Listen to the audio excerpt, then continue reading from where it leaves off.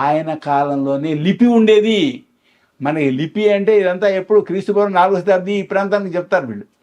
కానీ ఎక్కడ లిపి ఎప్పుడు ఉండేది? హరప్పాది చిత్రలిపి అంటాం. కానీ విశ్వాకు యొక్క తండ్రి కాలం నుంచి లిపి ఉన్నది, ఆధారం ఉంది. ఏమండి, అక్కడి నుంచి లిపి ఉంది, అప్పటి నుంచి సంస్కృతి ఉంది, పట్టణాలు ఉన్నాయి, అన్నీ ఉన్నాయి మనకి. అప్పుడు ఏ భాష మాట్లాడేవాళ్ళు? అప్పుడు సంస్కృతం ఉంది. సంస్కృతం ఉంది, దీనికి ఆధారాలు ఉన్నాయి.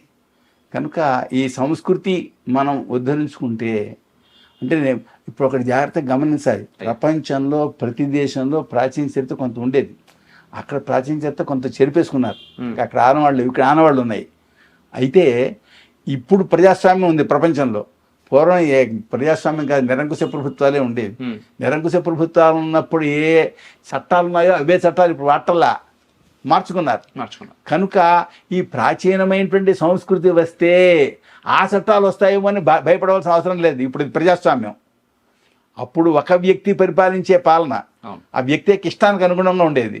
కానీ ఇప్పుడు ప్రజాస్వామ్యం కనుక మన ప్రజాస్వామ్యానికి ఏవి సరిపడవో అవి తొలగించేసుకుంటాం, అవి పాటించాం. ఎందుకని ఇప్పుడు చట్టం వేరు కనుక. ఏమండి, కానీ అందులో ఏవి మనకి గుణమో ప్రయోజనం కలిగించేవో, జాతికి మేలు కలిగించేవో వాటిని మాత్రం ఉపయోగించుకుంటాం.